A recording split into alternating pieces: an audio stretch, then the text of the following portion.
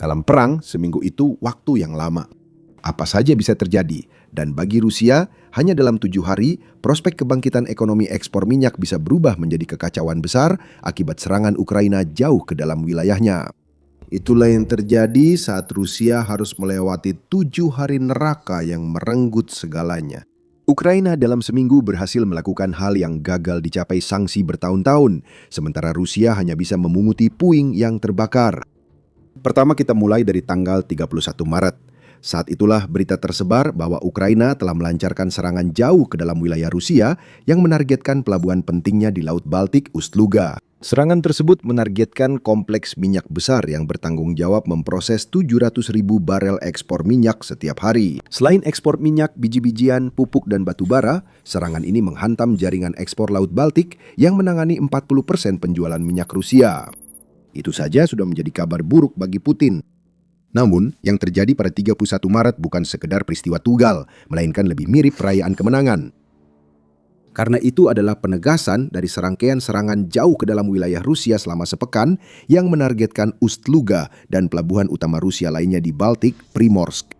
Faktanya, serangan pada 31 Maret merupakan kali keempat dalam 1 minggu Ukraina meluncurkan drone yang menghantam Ust-Luga. Tekanan terus-menerus memberi pesan jelas kepada Putin bahwa infrastruktur minyak yang dulu dianggap aman kini jadi target. Bukan hanya sekedar target, itu adalah sesuatu yang bisa dihantam Ukraina kapan saja mereka mau.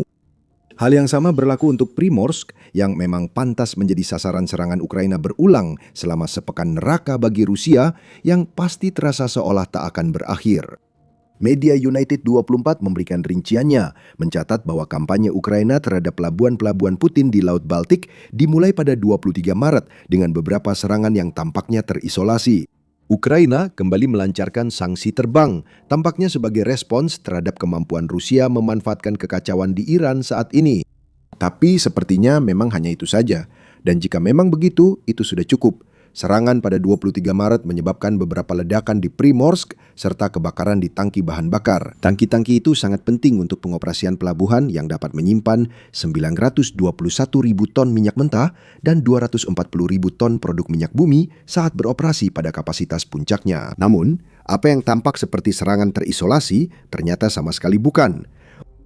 Ukraina melanjutkan serangannya.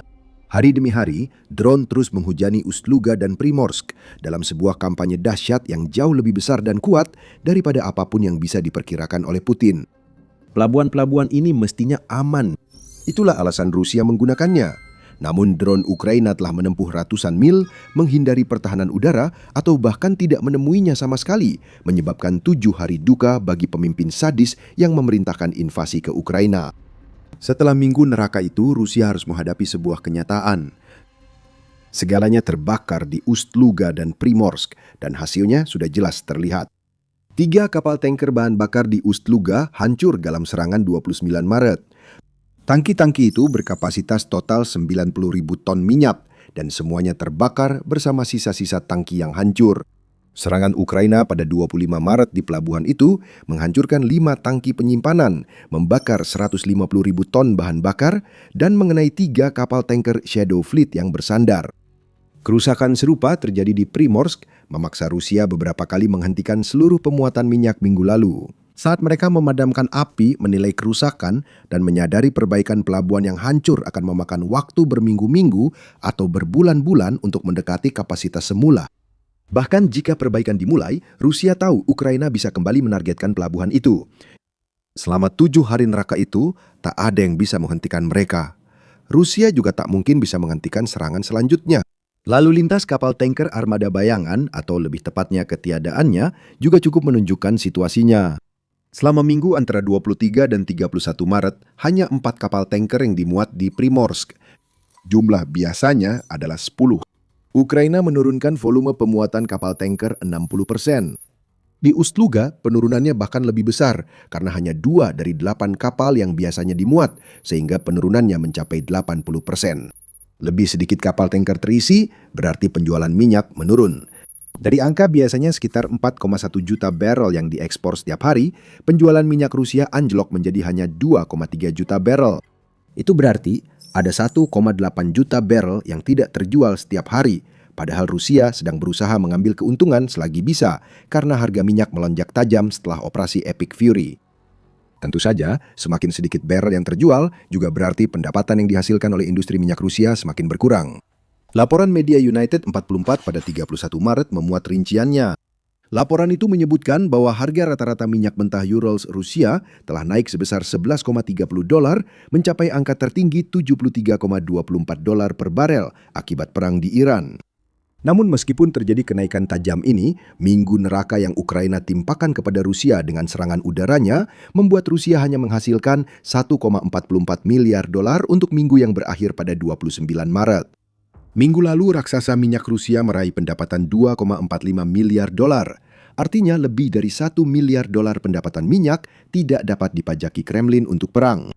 Intinya, Rusia mengira telah mendapat talangan ekonomi dalam perang ini karena sanksi Barat gagal dan harga minyak naik pesat, sehingga mereka bisa meraup miliaran dolar tambahan dari minyak.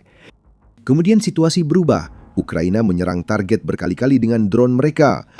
Kini, keuntungan yang ingin diraup Rusia saat keadaan menguntungkan justru hancur akibat serangan senjata Ukraina ke pelabuhan Baltik. Dalam 7 hari, Ukraina berhasil melakukan hal yang gagal dicapai sanksi selama bertahun-tahun. Ini membuat ekonomi Rusia yang sempat punya harapan kembali menuju kehancuran total. Kita akan bahas ekonomi Rusia nanti. Sekarang, fokus pada kegagalan sanksi. Upaya Ukraina selama seminggu mengikis ekspor energi Rusia adalah respons langsung. Tidak adil jika menyebut sanksi Barat sepenuhnya gagal terhadap mesin perang Rusia. Sanksi itu memang sedikit mengurangi kemampuan Putin berperang, menurut Economics Observatory. Sejak awal invasi Putin hingga Agustus 2025, sanksi Barat membuat Rusia kehilangan sekitar $100 miliar yang tidak bisa dipakai untuk membayar tentara atau membuat peralatan untuk digunakan di Ukraina. Itu hasil yang baik, tidak bisa disangkal. Namun masalahnya adalah $100 miliar selama lebih dari 3 tahun masih sangat kecil dibandingkan dengan jumlah uang yang masih bisa dihasilkan Rusia dari penjualan minyak dan gas. Hanya pada tahun 2024 saja, menurut observatorium tersebut, Rusia mampu menghasilkan $235 miliar dari ekspor minyak dan gasnya. Hal ini terjadi meski ada sanksi, bahkan jumlahnya 0,5% lebih tinggi dari tahun 2023 dan hanya 3,7% lebih rendah dari pendapatan tahun 2021 setelah pandemi COVID-19 melumpuhkan penjualan minyak. Ini bukanlah hasil besar yang dibutuhkan Ukraina dari sanksi-sanksi tersebut, dan akibatnya Putin justru mendapatkan jauh lebih banyak uang daripada yang seharusnya untuk mendanai invasinya ke Ukraina. Tambahkan armada bayangan ke dalam perhitungan, yang diyakini telah menghabiskan lebih dari $14 miliar untuk dibangun oleh Putin. Dan armada ini bertanggung jawab atas semakin banyaknya uang minyak dan gas ilegal yang mengalir ke Rusia, maka itu menjadi masalah besar. Sanksi-sanksi Barat memang bagus di atas kertas. Sanksi-sanksi itu juga memberikan dampak. Namun, sanksi-sanksi tersebut belum cukup tegas dan bisa dikatakan bahwa penegakan sanksi-sanksi itu belum memberikan hasil seperti yang seharusnya. Kemudian, operasi Epic Fury dan operasi Roaring Lion diluncurkan. Operasi gabungan melawan Iran, meski efektif sebagai unjuk kekuatan militer Amerika Serikat, justru memperburuk masalah sanksi dengan memberi Rusia tali penyelamat, meski tidak sekuat yang diharapkan Putin. Tapi selagi kita membahas ini, jika Anda ingin melihat ulasan seperti ini, jangan lupa untuk berlangganan The Military Show. Kami membahasnya seperti ini setiap minggu. Banyak argumen mendukung dan menentang kelanjutan operasi Epic Fury. Tapi satu hal yang bisa disepakati semua orang adalah bahwa operasi ini telah menyebabkan kekacauan di pasar energi. Keputusan Iran memblokade Selat Hormuz dengan taktik asimetris langsung mempengaruhi kenaikan harga minyak yang telah disebutkan. Pada minggu-minggu awal konflik, Putin dan kroninya tersenyum lebar saat uang minyak mulai masuk. Menurut laporan The Guardian pada 12 Maret, Rusia meraup sekitar 6 miliar euro atau $6,93 miliar dari penjualan bahan bakar fosil dalam 2 minggu awal perang di Iran. Itu mewakili lonjakan sebesar 14% dibandingkan periode yang sama di bulan Februari, yang berarti tambahan 672 juta euro atau sekitar $776 juta dari penjualan minyak, gas, dan batu bara. Itu uang tambahan yang seharusnya tidak diterima Rusia dan bisa dipajaki Kremlin untuk mendanai invasi Putin. Akhir Maret, Business Insider melaporkan minyak Rusia dijual di atas harga global karena guncangan pasokan akibat perang Iran. Minyak Rusia yang dulu didiskon $12, kini premi $4 dibanding minyak North Sea Dated, berlawanan dengan efek sanksi dan pembatasan harga. Soal sanksi, Putin juga mendapat keuntungan sejak perang Iran dimulai. Menjelang akhir Maret, AS melonggarkan sejumlah sanksi terhadap Rusia. Ini bukan pencabutan sanksi secara menyeluruh, dan penting untuk dicatat bahwa ini hanya bersifat sementara. Namun, artinya adalah kapal-kapal Rusia tertentu yang sebelumnya masuk dalam daftar sanksi Amerika, termasuk kapal tanker minyak yang berlayar di bawah bendera Rusia, telah diberikan izin umum untuk menyelesaikan operasi pembongkaran minyak mereka. Kelonggaran ini hanya untuk kargo yang dimuat sebelum 12 Maret menurut RBC Ukraina dan berlaku hingga 11 April. Meski ada pembatasan, keputusan Amerika tetap disambut dengan perasaan campur aduk. Mudah dipahami mengapa ISS mengambil keputusan ini, karena pencabutan sementara sanksi dianggap solusi cepat, meski bukan jangka panjang, untuk guncangan harga minyak akibat operasi Epic Fury. Namun, beberapa pemimpin barat seperti Kanselir Jerman Friedrich Merz dan Presiden Prancis Emmanuel Macron menyebut langkah ini tidak perlu, bahkan menurut Macron sama sekali tidak dibenarkan. Keringanan sementara bagi Rusia bisa membuka jalan bagi pelonggaran sanksi lebih lanjut, apalagi jika operasi Epic Fury menjadi kampanye jangka panjang. Presiden Ukraina Volodymyr Zelensky ikut mengecam, menyatakan dalam pertemuan dengan Macron di Prancis, mencabut sanksi akan memperkuat posisi Rusia. Pelonggaran oleh Amerika Serikat bisa memberi Rusia sekitar $10 miliar untuk perang, jelas tidak membantu perdamaian. Sekarang tentu saja, semua yang telah dilakukan Amerika Serikat yang membantu Rusia bersifat sementara. Hal yang sama juga bisa dikatakan tentang blokade Selat Hormuz dan kekacauan harga minyak yang telah ikut disebabkannya. Presiden ISIS Donald Trump pada 1 April menyatakan ISIS sedang menyelesaikan tugas di Iran meski butuh waktu 2 hingga 3 minggu lagi. Kita perlu menunggu untuk memastikan kebenarannya. Jika benar, akhir kekacauan yang menguntungkan Rusia mulai terlihat. Bagi Ukraina, keuntungan kecil Rusia pun sudah dianggap berlebihan. Daripada membiarkan Putin terus meraup lebih banyak uang tanpa konsekuensi, baik melalui penerapan sanksi yang buruk di masa lalu maupun segala sesuatu yang terjadi selama operasi Epic Fury, Ukraina memilih opsi kedua. Jika sanksi tradisional kurang efektif, sanksi terbang selama seminggu akan berhasil. Ini membawa kita kembali ke Ust-Luga, Primorsk, dan jalur minyak Rusia di Laut Baltik secara umum. Selain itu, masih ada satu hal lagi yang belum kita bahas, jadi tetap bersama kami sampai akhir untuk mengetahui apa itu. Sekarang di front Baltik, kami sudah membagikan banyak angka yang mencakup dampak langsung dari 7 hari neraka itu. Sekarang mari kita tinjau pencapaian Ukraina dari perspektif yang lebih luas. Menurut Dewan Atlantik, 2 pelabuhan Baltik yang terus digempur Ukraina selama 7 hari bertanggung jawab atas 40% dari seluruh kapasitas ekspor Rusia. Itu angka sangat besar, dan serangan Ukraina terhadap kapasitas itu menimbulkan banyak kekhawatiran di Rusia maupun luar negeri. Analis industri minyak dan gas Boris Arnstein telah menyebut apa yang baru saja kita saksikan minggu ini sebagai ancaman paling serius terhadap ekspor minyak Rusia sejak Putin melancarkan invasinya pada tahun 2022. Ancaman ini bisa terus berkembang. Ukraina telah membuka jalur ke pelabuhan Baltik dan Rusia belum merespons meski sudah lebih dari seminggu. Serangan-serangan ini juga menjadi bukti, jika memang masih dibutuhkan, bahwa Ukraina telah membangun kemampuan serangan jarak jauhnya hingga ke titik di mana mereka dapat menghantam banyak sekali target yang sangat penting bagi Rusia. Semua ini adalah sinyal yang harus diperhatikan oleh Putin, karena Ukraina yang berulang kali menyerang pelabuhan Baltik Rusia akan membuat pelabuhan-pelabuhan itu tidak berfungsi, mungkin selama perang Ukraina berlangsung, dengan asumsi Ukraina terus menggunakan sanksi udaranya. Mari kita tinjau keberhasilan penjualan minyak Rusia selama 2 minggu pertama operasi Amarah Epic. Kami sudah memberitahu Anda bahwa The Guardian melaporkan Rusia meraup $6,93 miliar dalam 2 minggu awal perang. Pelabuhan Baltik belum sepenuhnya ditutup Ukraina, namun semakin mendekati penutupan. Jika itu terjadi, $6,93 miliar untuk 2 minggu akan turun menjadi $4,158 miliar hanya karena Rusia kehilangan 40% kapasitas ekspornya. Mari kita masukkan angka $235 miliar, yaitu pendapatan minyak dan gas Rusia tahun 2024. Angka itu turun menjadi $141 miliar ketika 40% kapasitas ekspor Rusia tidak bisa digunakan. Inti yang ingin kami sampaikan di sini adalah bahwa sanksi dari udara Ukraina telah menunjukkan bahwa ekonomi Rusia bisa terdampak berat hanya dalam waktu 1 minggu.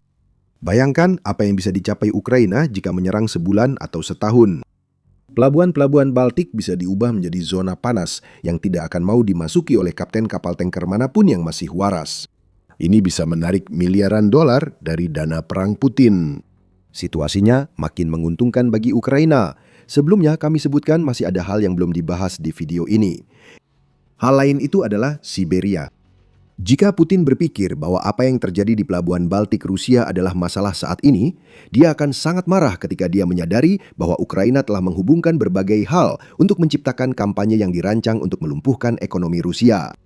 Media United 24 memiliki detailnya, seperti yang dijelaskan bahwa Ust-Luga dan Primorsk adalah bagian dari rantai pasokan minyak Siberia yang mencakup pipa Druzhba dan sepasang kilang Kiroshi Nevda Orgsintes dan Yaroslavl. Fasilitas-fasilitas ini menyumbang 2,6 juta dari 9 juta barrel yang diklaim Rusia bisa diproduksi tiap hari. Hampir sepertiga ekspor minyak Rusia terpusat di 5 lokasi ini. Ust-Luga dan Primorsk kini dihantam begitu keras hingga terpaksa ditutup. Pipa Druzhba telah ditutup sejak Januari, yang menyebabkan masalah pasokan bagi Hungaria, Slovakia, dan Republik Ceko, serta beberapa negara Eropa lainnya. Artinya 3 dari 5 titik telah terhubung. Satu lagi terjadi saat Anda sadar bahwa pekan neraka yang ditimpakan Ukraina kepada Rusia juga meliputi serangan ke kilang Kirishinevdi York-Sintes di pertengahan minggu. Serangan itu cukup kuat untuk menutup kilang tersebut, yang berarti semakin banyak barrel yang seharusnya bisa diekspor Rusia kini hilang dari peredaran. Untuk Yaroslavl, Anda mungkin sudah tahu apa yang akan kami sampaikan. Kilang itu juga diserang. Pada 28 Maret muncul kabar kilang tersebut terbakar usai serangan drone Ukraina. Titik-titiknya kini tersambung. Meski Ust-Luga dan Primorsk jadi sorotan utama, ancaman sebenarnya bagi Rusia adalah Ukraina telah menghancurkan seluruh rantai pasokan minyak Siberia. Semua perlahan runtuh, terkoordinasi, dan diperhitungkan dengan cara yang belum pernah kita lihat dari Ukraina selama perang. Hari-hari serangan terpisah terhadap fasilitas minyak Rusia sudah berakhir. Ukraina kembali meningkatkan strateginya. Serangan berulang pada titik-titik penting rantai pasokan kini jadi fokus utama serangan jarak jauh, menjadi masalah besar bagi Putin.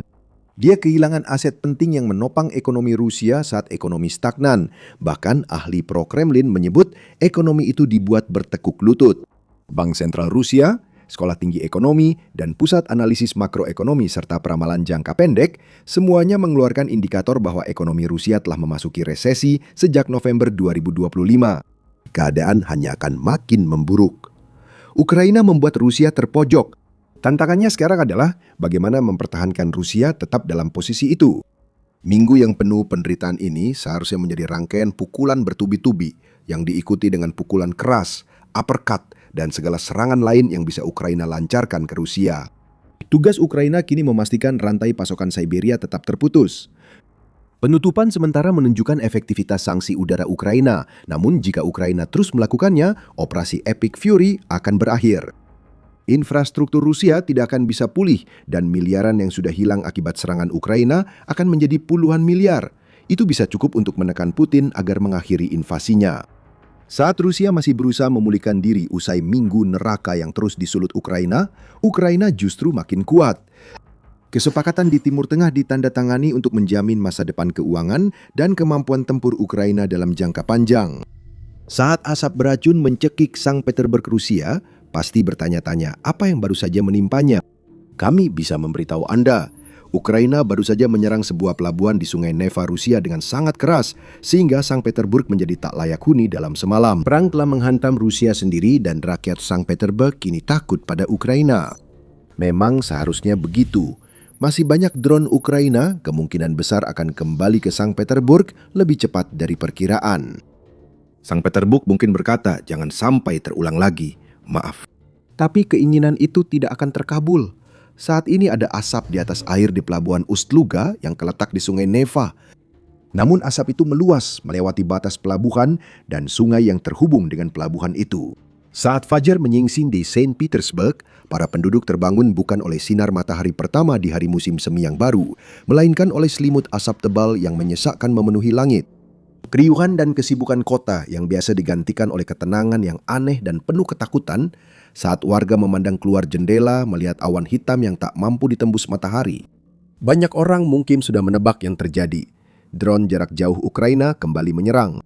Kemungkinan besar pelabuhan Ust-Luga yang vital bagi ekspor minyak Rusia menjadi targetnya. Yang jarang disadari banyak orang adalah kebakaran di pelabuhan utama dan fasilitas penyimpanan minyaknya.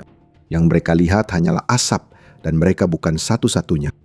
Di kota Narva, Estonia, yang berjarak 25 km atau sedikit lebih dari 15 mil dari Ust-Luga, asap yang membubung dari pelabuhan yang rusak itu terlihat jelas. Untungnya, asap tebal itu tidak mencapai Narva, tapi asapnya terlihat dari jauh membumbung tinggi ke langit sebagai monumen, bukan hanya untuk keberhasilan serangan jarak jauh Ukraina, tapi juga kekuatannya. Estonia sudah punya firasat bahwa sesuatu seperti ini akan terjadi. Pasukan pertahanan Estonia sempat mengeluarkan peringatan darurat saat pesawat tak dikenal memasuki wilayah udara mereka. Kekhawatiran akan serangan Rusia terhadap negara Baltik itu berubah menjadi kelegaan setelah drone itu diketahui milik Ukraina. Tak lama setelah peringatan dikeluarkan, drone-drone itu menemukan targetnya, Ust-Luga terbakar. Namun masalah sebenarnya bagi Rusia adalah Ukraina tidak berhenti hanya pada satu serangan saja. Kita mulai dengan serangan terbaru. Pada 29 Maret, unit Alfa dari SBU Ukraina mengumumkan melalui Facebook tentang serangan terbarunya terhadap salah satu pelabuhan minyak terpenting di seluruh Rusia. Malam ini, drone tak berawak jarak jauh dari Pusat Operasi Khusus Alfa SBU berhasil menyerang infrastruktur terminal minyak pelabuhan Ust-Luga di wilayah Leningrad, Rusia. Demikian isi unggahan itu. Pernyataan itu juga menyebut kebakaran di fasilitas Ust-Luga dan adanya beberapa korban. Rusia tentu saja berusaha mengecilkan semuanya. Gubernur daerah yang mengawasi Ust-Luga, Alexander Drozdenko, hanya melaporkan bahwa ada kerusakan di Ust-Luga. Dia mengalihkan perhatian pada 31 drone Ukraina yang diklaim berhasil ditembak jatuh oleh pertahanan udara Rusia di atas Oblast Leningrad pada malam hari. Pada pukul 7 pagi waktu setempat, layanan darurat masih memadamkan kebakaran akibat Ukraina, sementara warga Saint Petersburg batuk-batuk saat sarapan karena asap tebal di langit. Detail serangan Ukraina lebih banyak diungkap Sky News. Laporan menyebut drone Ukraina tiba di Saint Petersburg pukul 2.30 pagi waktu setempat dan segera menuju pelabuhan Ust-Luga. Warga yang masih terjaga larut malam dan cukup dekat melihat drone naik ke atap atau menjulurkan badan dari jendela untuk merekamnya. Cahaya terang segera muncul di cakrawala saat suara 6 ledakan terpisah terdengar. Setelah ledakan awal, terjadi kebakaran susulan. Beberapa warga melaporkan suara terdengar seperti rentetan artileri. Setidaknya 10 UAV diluncurkan Ukraina, menariknya kemungkinan tidak berasal dari wilayah Ukraina. Kita akan kembali membahas itu sebentar lagi. Akibat serangan itu, Ust-Luga kini menjadi pelabuhan yang lumpuh. Pada pukul 4 pagi, kebakaran yang disebabkan oleh drone Ukraina telah menyebar lebih dari 5.000 meter persegi atau hampir 54.000 kaki persegi. Puing drone yang ditembak jatuh pertahanan udara Rusia tersebar beberapa kilometer di sekitarnya. Drone yang berhasil mengenai targetnya menyebabkan kebakaran berbahaya yang kemudian memicu terbentuknya asap tebal yang menyebar luas dan benar-benar jenuh dengan bahan kimia dari produk minyak yang diekspor Rusia dari Ust-Luga. Rusia harus menghentikan operasi di Ust-Luga saat otoritas berusaha memadamkan api, sesuatu yang tidak diinginkan Putin. Pelabuhan ini, menurut Reuters, menangani sekitar 700.000 barel minyak per hari. Pada 2025, pelabuhan ini mengirim 32,9 juta ton metrik produk minyak ke pelanggan yang membiarkan Rusia menghindari sanksi asalkan mendapat diskon. Ust-Luga juga merupakan kunci bagi bisnis ekspor gas Rusia. Menurut Militani, pelabuhan yang memiliki 18 tangki penyimpanan besar dan 9 dermaga yang melayani kapal tanker minyak dengan bobot hingga 150.000 ton ini juga dekat dengan pabrik pengolahan gas Ust-Luga yang dijalankan oleh Gazprom. Ukraina juga menyerang pabrik tersebut. Pada 25 Maret, drone-drone Ukraina menyerang dengan keras, menghancurkan fasilitas yang memproses hingga 45 miliar meter kubik gas alam setiap tahunnya. Ini bukan serangan satu kali oleh Ukraina. Orang-orang di Saint Petersburg dan Oblast Leningrad ketakutan karena Ukraina terus-menerus menyerang Ust-Luga. Apa yang kita lihat di sini dengan serangan-serangan seperti ini adalah minyak dan gas senilai jutaan dolar yang terbakar sia-sia. Dan yang kami maksud bukan hanya kerugian langsung, meski menghancurkan fasilitas penyimpanan Rusia di pelabuhan dan pabrik pengolahan gasnya itu penting. Dengan pelabuhan Ust-Luga lumpuh, Rusia tak bisa ekspor minyak dari sana. Emas cair harus dialihkan ke pelabuhan lain, menyebabkan jutaan dolar hilang karena pembeli Rusia menunggu minyak yang tak kunjung datang. Inilah gambaran degradasi sistematis terhadap seluruh industri oleh drone-drone Ukraina, dan Ust-Luga sangat rentan. Kita tahu karena Ukraina sudah pernah menyerang pelabuhan itu sebelumnya. Menurut Radio Free Europe Radio Liberty, serangan terbaru terhadap pelabuhan ini adalah yang ketiga hanya dalam 1 minggu saat Ukraina menargetkan ekspor minyak Rusia. Waktunya bukan kebetulan. Rusia meraup banyak uang dari minyak dan produk turunannya sejak operasi Epic Fury diluncurkan di Iran. Operasi itu telah menyebabkan blokade Selat Hormuz yang pada akhirnya membuat harga 1 barel minyak melonjak hingga di atas $100. Meski Rusia memberi diskon besar pada minyaknya yang terkena sanksi, Kremlin tetap mendapat banyak uang karena masih bisa menjual minyak $20 atau $30 lebih mahal per barel dibanding awal tahun ini.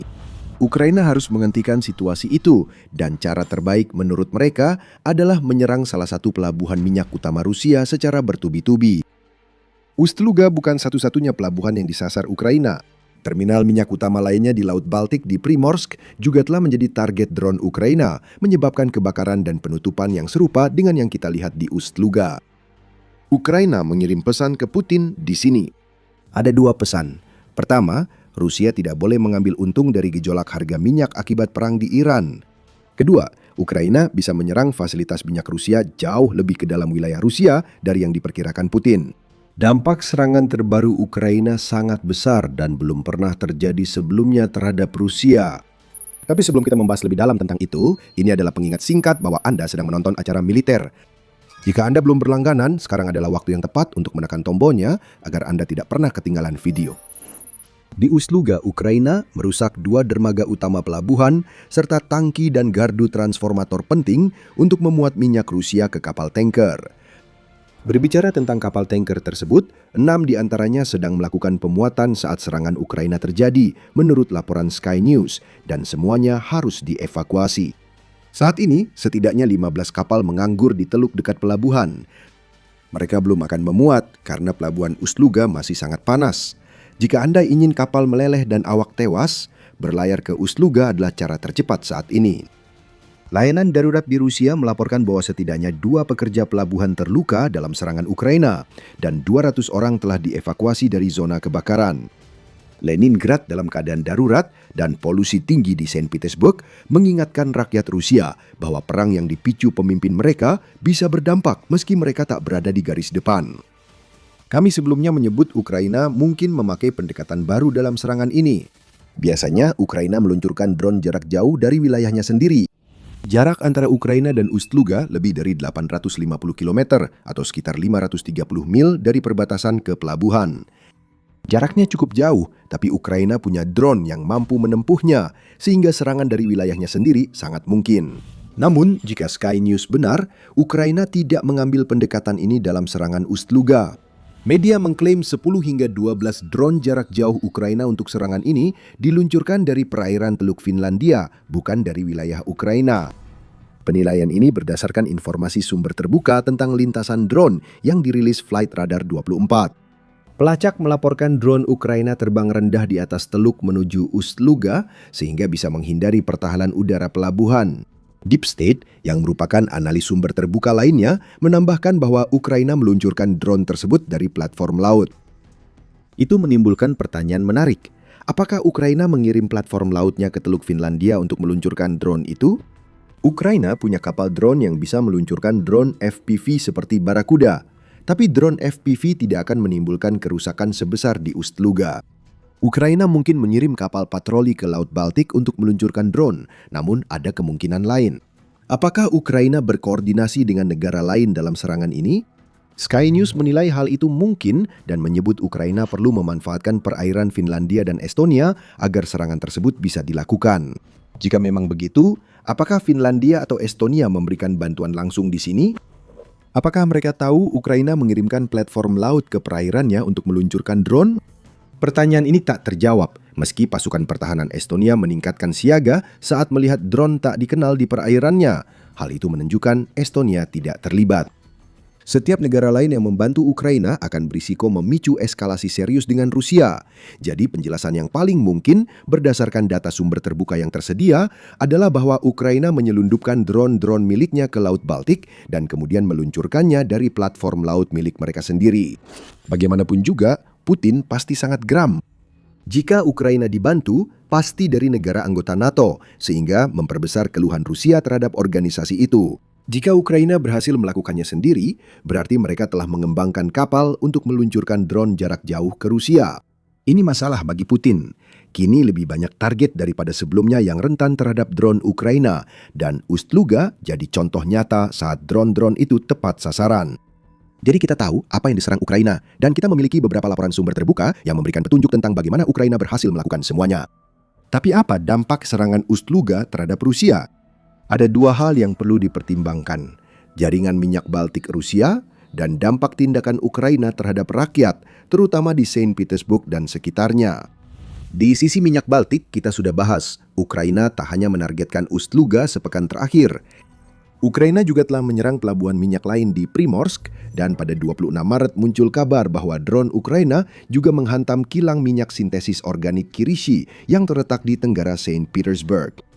Kilang itu memproduksi bensin dan diesel yang dikirim Rusia lewat pelabuhan Baltik untuk memasok pasukan di Ukraina atau diekspor ke negara lain. Apa yang kita lihat di sini adalah kampanye terkoordinasi di seluruh wilayah Baltik Rusia yang dirancang untuk menghancurkan seluruh infrastruktur minyak di wilayah tersebut. Ada alasan besar mengapa Ukraina menargetkan pelabuhan-pelabuhan Baltik ini. Pelabuhan-pelabuhan tersebut adalah urat nadi utama minyak Rusia saat ini. Serangan Ukraina ke Novorossiysk dan aset Angkatan Laut Rusia di Laut Hitam telah sangat membatasi operasi pelabuhan tersebut. Rusia khawatir serangan drone Ukraina akan berlanjut setelah insiden yang menunda pemuatan minyak di pelabuhan awal Maret.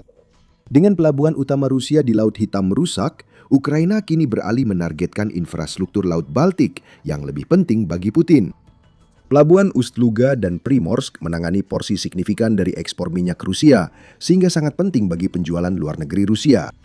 Rusia memiliki sedikit alternatif yang layak, terutama untuk memasok pasar Eropa. Rusia punya pelabuhan di Pasifik dan Arktik, tapi pelabuhan Arktik sulit dijangkau saat musim dingin. Keduanya juga jadi masalah karena minyak harus diangkut ratusan hingga ribuan mil sebelum dimuat. Baltik sangat penting, dan sudah begitu sejak Putin melancarkan invasinya. Dan untuk memberi Anda sedikit konteks mengapa demikian, kita hanya perlu mengatakan bahwa Rusia saat ini menghasilkan sekitar 760 juta dolar per hari dari minyak dan gasnya, sebagian berkat blokade Iran di Selat Hormuz. Mari kita hitung, 40% dari 760 juta adalah 304 juta. Itulah nilai minyak yang tak bisa diekspor Rusia selama Ust-Luga dan Primorsk belum beroperasi penuh akibat serangan drone Ukraina dan kebakaran. Perpanjang diri seminggu untuk perbaikan, kemungkinan besar itu perkiraan rendah. Hasilnya sekitar 2,128 miliar dolar minyak tak bisa dikirim. Untuk bulan dengan 30 hari, angka itu naik menjadi 9,12 miliar dolar. Dan jika Ukraina menyerang Ust-Luga dan Primorsk berulang kali selama setahun penuh, itu hampir 111 miliar dolar minyak yang harus dicari jalur alternatif oleh Putin untuk menjualnya.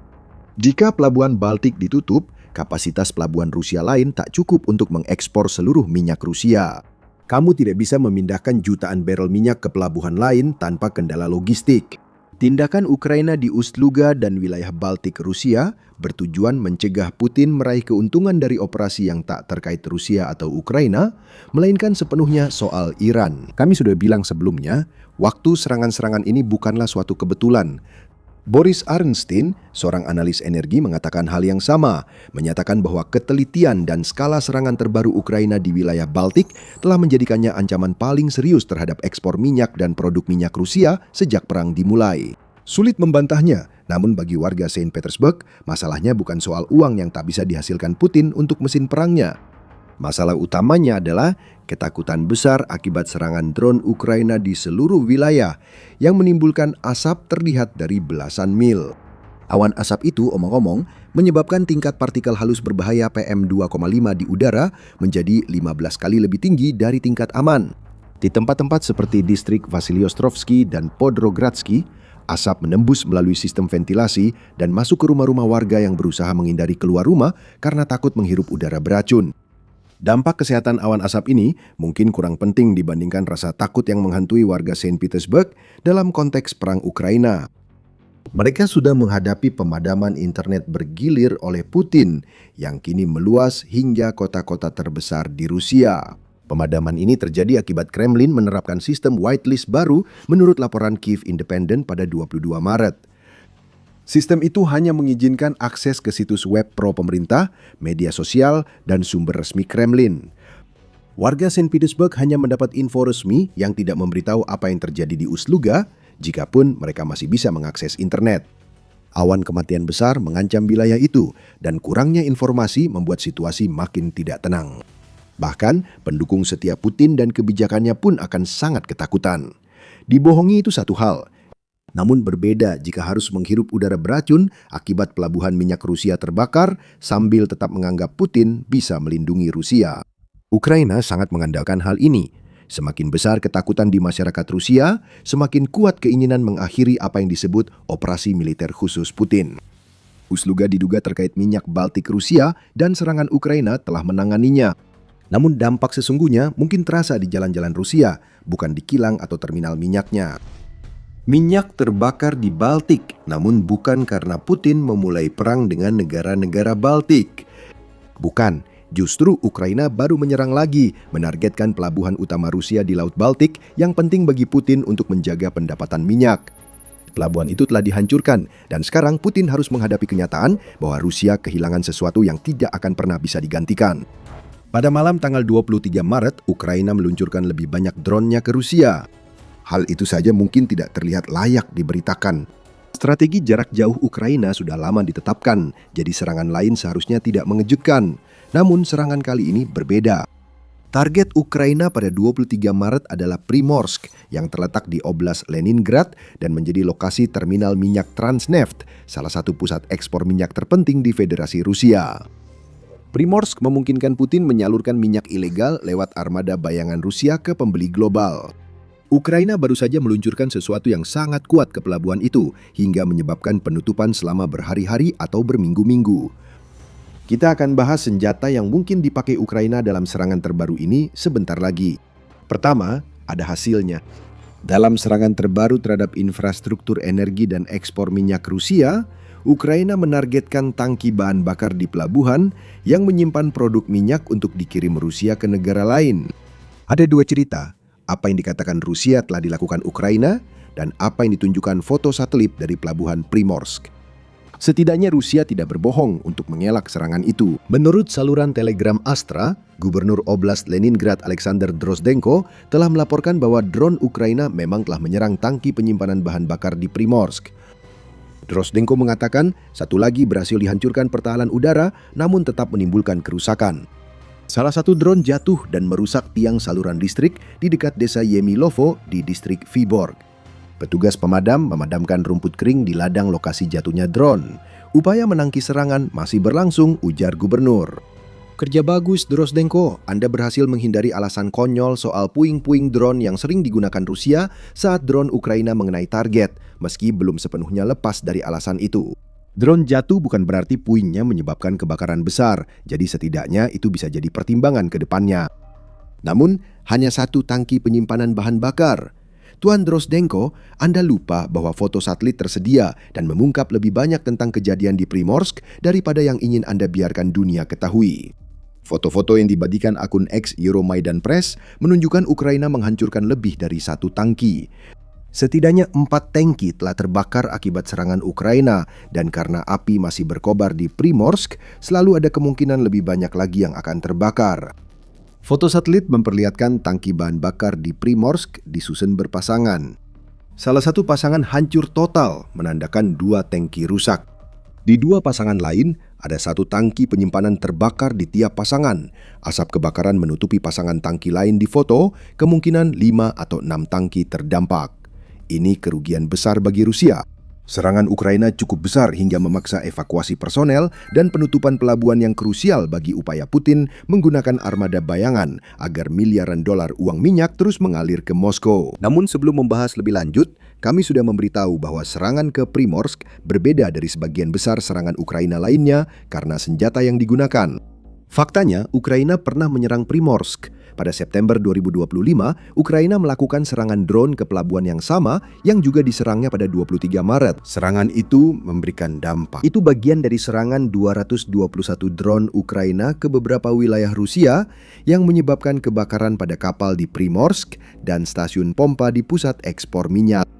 Meski hasilnya mengesankan, semuanya tak sebanding dengan 4 tangki bahan bakar raksasa yang terbakar hebat. Itu menunjukkan Ukraina tak memakai drone jarak jauh biasa untuk serangan Primorsk terbaru. Mereka menggunakan sesuatu yang berbeda, sebuah senjata yang disebut sebagai hibrida drone misil. Dan senjata ini telah memberi Ukraina kemampuan tidak hanya untuk menyerang jauh ke dalam wilayah Rusia, tetapi juga untuk menyerang lebih keras dari sebelumnya. Senjata itu adalah Flamingo. Dan menurut The Telegraph, hasil ledakan yang jauh lebih besar yang kita lihat pada 23 Maret menunjukkan bahwa Ukraina telah menggunakan semacam misil terhadap Primorsk, bukan drone. Flamingo adalah kandidat terdepan dan mudah untuk melihat alasannya. Flamingo adalah semua yang selama ini kurang dalam strategi serangan jarak jauh Ukraina selama beberapa tahun terakhir. Dengan jangkauan 3.000 km atau sekitar 1.860 mil dan hulu ledak yang membawa daya ledak dahsyat seberat 1.150 kg atau lebih dari 2.530 pon. Flamingo dengan mudah dapat memberikan 10 kali lipat daya tembak dibandingkan drone jarak jauh standar.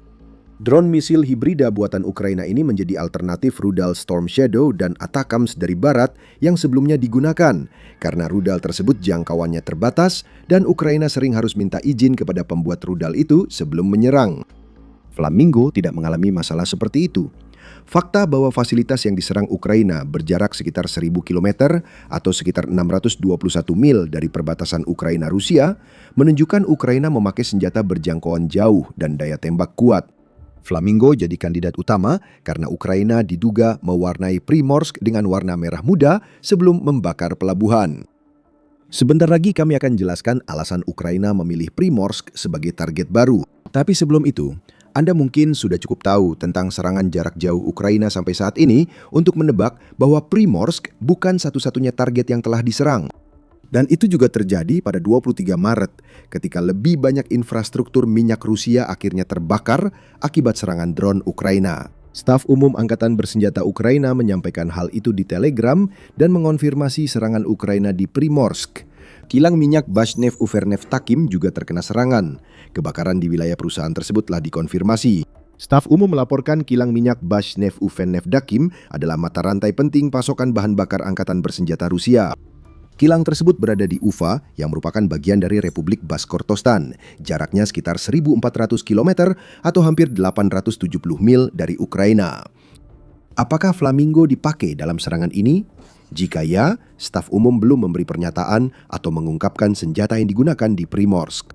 Yang disampaikan oleh staf umum adalah bahwa kilang Ufa bertanggung jawab untuk memproses antara 6 hingga 8 juta ton minyak mentah per tahun yang kemudian diolah menjadi produk yang dapat digunakan, termasuk bahan bakar dan pelumas, yang selanjutnya bisa digunakan oleh militer Rusia di dalam Ukraina. Menghancurkan kilang berarti memutus aliran darah mesin perang Rusia. Seperti yang akan Anda ketahui jika tetap bersama kami, itu bukan satu-satunya sumber vital Rusia yang dikuras Ukraina lewat gelombang serangan drone terbarunya. Masih ada satu serangan yang akan dibahas. Telegraph juga melaporkan Ukraina berhasil menyerang pusat ekspor Ust-Luga, salah satu infrastruktur minyak utama Rusia. Seperti di pusat Primorsk, operasi di Ust-Luga juga dihentikan setelah serangan tersebut yang menyebabkan kebakaran di fasilitas yang dilaporkan menangani sekitar 700.000 barel minyak setiap hari. Ekspor di pelabuhan Laut Baltik itu telah dimulai lagi menurut Reuters pada 23 Maret. Namun hal ini tidak berlaku untuk Primorsk karena Ukraina telah memberikan pukulan telak bukan hanya terhadap kehadiran Rusia di Laut Baltik, tetapi juga terhadap armada bayangan. Itu kunci menjaga pundi-pundi Kremlin tetap terisi uang kotor berminyak, sementara Putin terus mendorong invasi Ukraina hingga tahun ke-5. Ukraina baru saja menunjukkan salah satu kerentanan terbesar, meski sering diremehkan, dalam mesin perang Rusia. Kawasan Baltik lebih penting bagi Putin daripada yang ia akui, dan kami akan segera jelaskan alasannya. Namun sebelum itu, ini adalah catatan singkat untuk mengingatkan Anda bahwa Anda sedang menonton acara militer. Masih banyak lagi konten seperti ini, jadi tekan tombol subscribe jika Anda merasa mendapatkan manfaat. Marcha. Pertama, Primorsk penting bagi kehadiran Rusia di Laut Baltik dan pendapatan Kremlin. Menurut pers Euromaidan, Primorsk adalah titik penting dalam jaringan ekspor minyak Rusia di Laut Baltik, menangani sekitar 60 juta ton minyak mentah per tahun. Menurut Asosiasi Perminyakan Independen Amerika, 1 metrik ton minyak mentah asing, yang tentu saja termasuk minyak Rusia, setara dengan 6,99 barrel. Kalikan angka itu dengan 60 juta dan Anda akan mendapatkan 419,4 juta barrel minyak yang dikirim dari Primorsk setiap tahunnya. Angka itu akan penting nanti saat kita menghitung lagi, tapi sekarang cukup tahu Ukraina telah menonaktifkan pelabuhan yang menyumbang miliaran dolar ke kas perang Putin mungkin beberapa hari atau minggu. Ukraina menyerang tangki minyak adalah langkah cerdas, sebab minyak terbakar saat Primorsk ditutup membuat Rusia rugi lebih banyak. Primorsk sangat vital bagi militer Rusia karena mengelola penyimpanan, pemurnian, dan transportasi bahan bakar untuk tentara Putin di Ukraina. Namun yang lebih penting, Primorsk menjadi pusat armada bayangan kapal yang dibangun Putin untuk membantu Rusia menghindari sanksi yang dijatuhkan sekutu Ukraina terhadap minyak Rusia setelah invasi Putin. Armada itu sangat besar, meskipun sifatnya yang rahasia membuat sulit untuk mendapatkan angka pasti tentang seberapa besar armada tersebut dan berapa jumlah uang yang terlibat dalam pembuatannya, serta berapa banyak uang yang dihasilkannya untuk Rusia. Sky News melaporkan ada sekitar 800 kapal dalam armada bayangan, banyak diantaranya kapal tanker minyak tua yang seharusnya sudah tidak beroperasi, namun tetap dioperasikan meski sudah usang dan dirawat dengan buruk, agar Rusia bisa terus menjual minyak. Majalah pengiriman Ukraina menyatakan pada pertengahan 2025, Rusia telah menghabiskan 14 miliar dolar untuk armada bayangannya, meski kemungkinan jumlahnya kini beberapa miliar dolar lebih tinggi karena Rusia belum berhenti membeli kapal. Mengenai keuntungan dari investasi tersebut, Geopolitical Monitor melaporkan bahwa Rusia berhasil memperoleh sekitar 9,4 miliar dolar pendapatan tambahan dari armada bayangannya hanya pada tahun 2024 saja.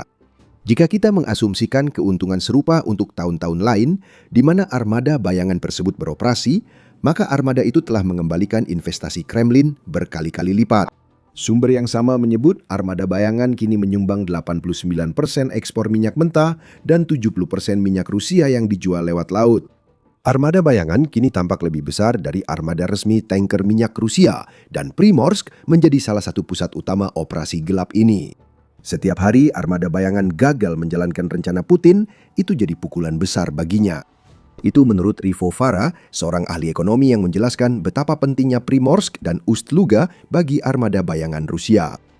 Dia menjelaskan bahwa lebih dari 60% minyak Rusia diekspor hanya dari 2 pelabuhan ini, dan dia memperkirakan bahwa kapal-kapal tanker yang menuju Primorsk memiliki kapasitas sekitar 120.000 ton.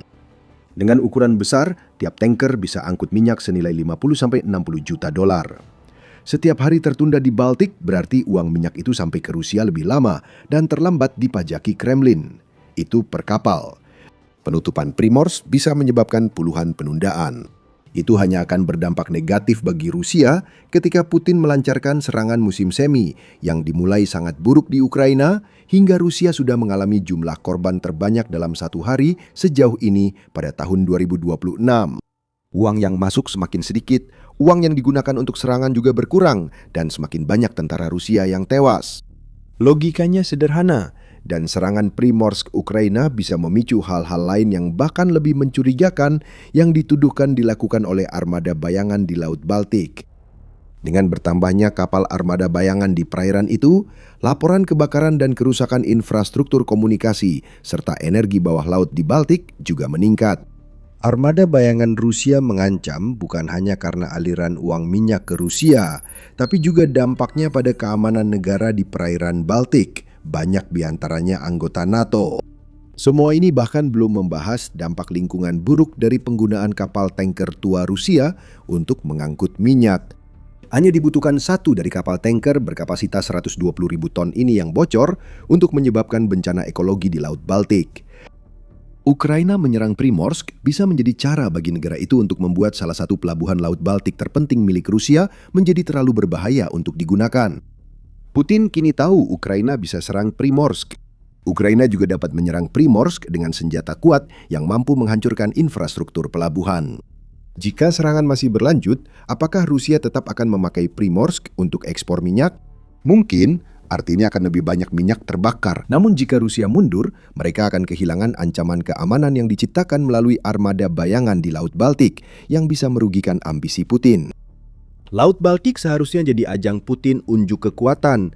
Namun ironisnya, wilayah itu malah menjadi salah satu kelemahan utama Rusia. Meski Rusia sering menimbulkan kekacauan di Baltik lewat serangan hibrida ke Estonia, Latvia, dan Lituania, selalu ada perhitungan di balik kegilaan semacam ini. Kremlin ingin kekacauan terkontrol di Baltik agar bisa pamer kekuatan seperti yang disebutkan. Saat Ukraina meluncurkan rudal, drone kuat atau hibrida rudal drone ke pelabuhan utama Rusia di Laut Baltik, kendali hilang dan hanya tersisa kekacauan. Putin tak bisa membiarkannya. Manuver militer Rusia di Laut Baltik hanya bisa sampai batas tertentu sebelum memicu respons NATO, dan sejauh ini mereka menjaga batas itu. Itu sebabnya armada bayangan tetap aktif di perairan ini. Sekarang, seperti biasanya melawan Rusia, Ukraina berusaha memaksa Putin mengambil keputusan yang tidak ia inginkan. Aset Rusia di Laut Baltik mulai jadi target, menandakan besarnya ketergantungan Rusia pada jalur air ini. Itulah kelemahannya, dan sekali lagi semuanya bermuara pada uang tunai. Rusia mendapat sekitar 100 miliar dolar per tahun dari ekspor termasuk armada yang melewati Laut Baltik ke negara lain. Itu menurut laporan Juni 2025 oleh Ukraine World yang menambahkan bahwa sebanyak 100 kapal tanker melintasi perairan Baltik setiap bulan, membawa minyak Rusia ke para pembeli Putin. Laut Baltik sangat penting bagi Rusia karena pendapatan ekspor lewat jalur air ini hampir setara dengan bantuan militer Barat ke Ukraina. Tidak semua uang langsung masuk Kremlin, tapi tetap dipajaki Rusia dan bernilai miliaran dolar per tahun untuk mendanai perang di Ukraina. Sebelumnya, kami menyatakan akan menghitung lagi berdasarkan kapasitas terminal minyak Primorsk. Angka ini menunjukkan pentingnya pelabuhan itu sebagai penopang ekonomi Rusia saat perang dengan Ukraina. Sejak AS meluncurkan operasi Epic Fury terhadap Iran, harga minyak melonjak, sering melebihi $100 per barel. Ini kabar baik bagi Putin. Rusia tetap bertahan dengan menjual minyaknya lebih murah dari harga standar, sehingga harga yang lebih tinggi berarti pendapatan lebih besar meski dengan diskon. Menurut Euronews, Rusia menawarkan diskon sekitar $25 per barel pada Desember 2025 lalu. Jika kita mengasumsikan diskon yang sama diterapkan sekarang, ketika harga minyak mencapai kisaran $100 per barel, itu berarti harga minyak Rusia kira-kira sekitar $75 per barel. Ingat, Euromaidan Press juga menyebut Primorsk memproses sekitar 60 juta ton minyak mentah per tahun, setara 419,4 juta barel. Dengan asumsi diskon seperti yang disebutkan dan harga minyak tetap tinggi, misal jika Amerika Serikat memperpanjang operasi Epic Fury, Primorsk sendiri diperkirakan menyumbang lebih dari $31,4 miliar ke ekonomi Rusia tahun ini. Situasi itu tak bisa dibiarkan. Ukraina mengetahuinya, jadi mereka menyerang Primorsk. Pelabuhan ini sangat penting bagi Putin, baik untuk proyeksi kekuatan di Laut Baltik maupun pendanaan invasi. Bagi Ukraina, menghancurkan pelabuhan ini sekarang berarti Putin akan mendapat lebih sedikit uang nantinya. Ini juga menjadi pengingat bahwa perang Ukraina masih terus berkecamuk, meskipun perhatian dunia banyak teralihkan ke apa yang dilakukan Amerika Serikat di Iran.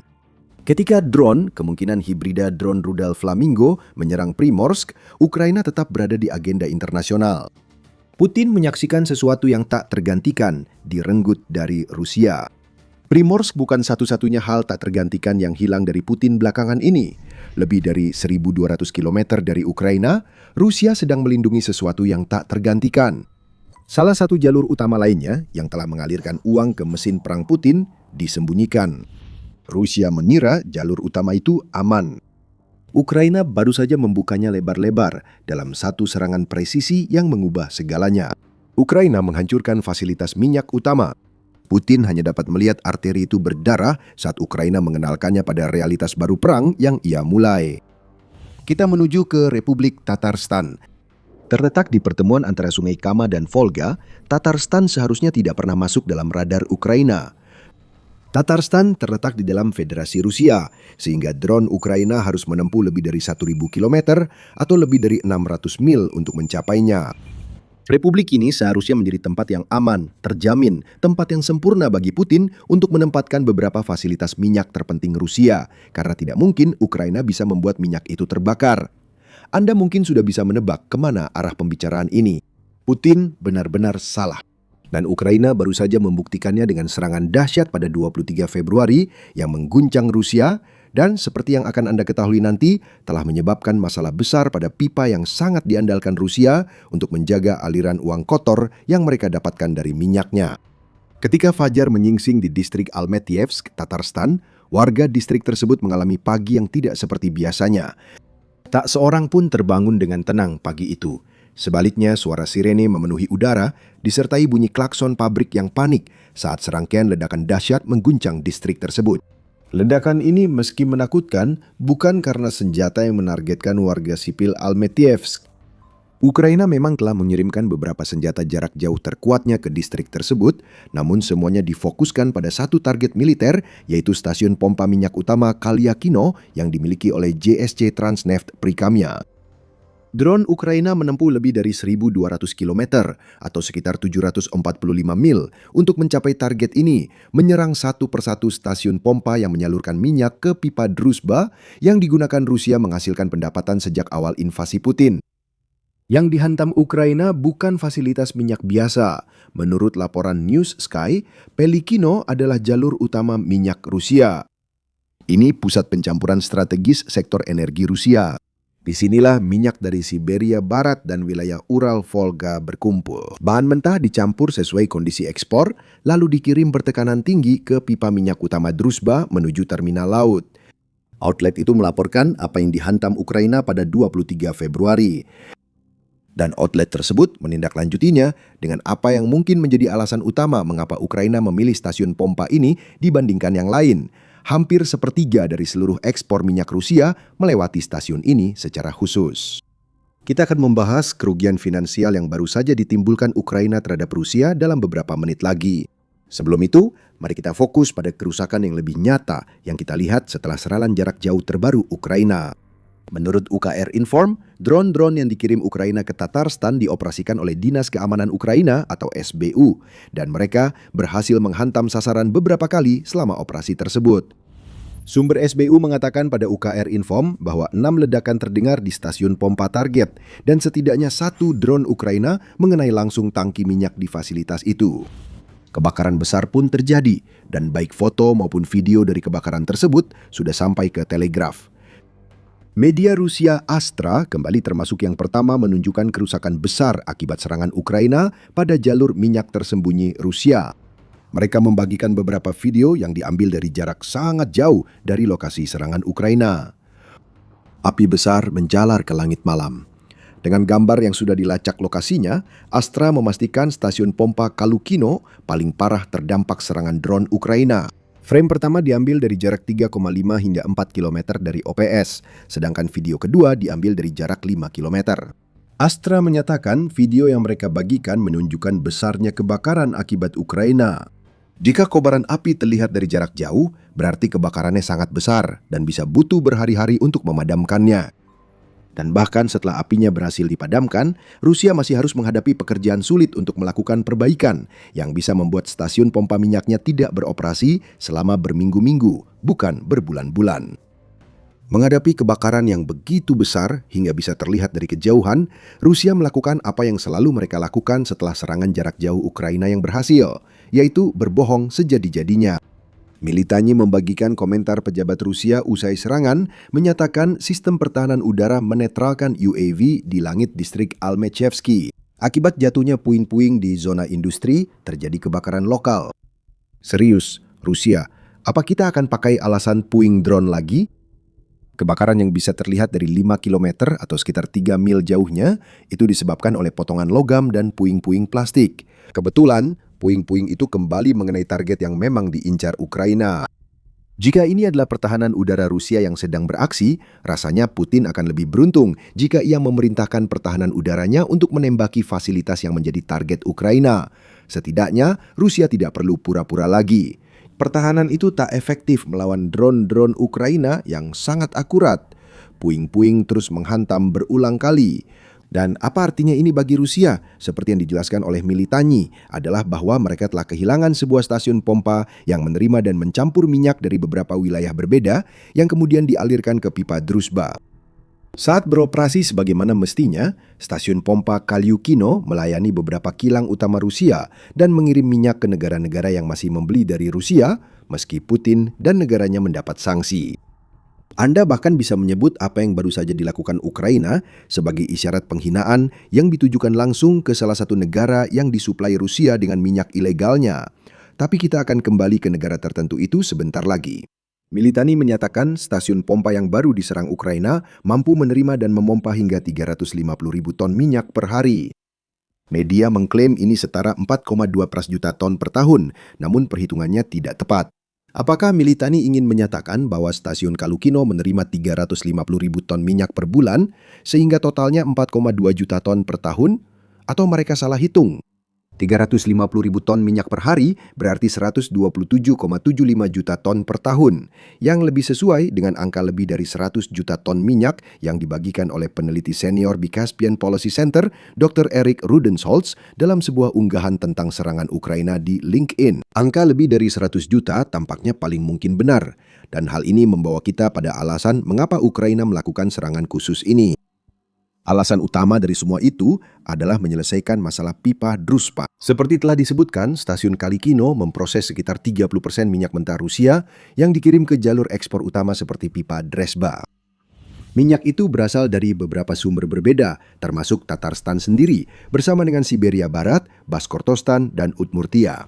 Dengan kata lain, apa yang baru saja dihancurkan oleh Ukraina adalah simpul kunci dalam jaringan besar yang memang ada hanya untuk menjaga aliran uang masuk ke Rusia.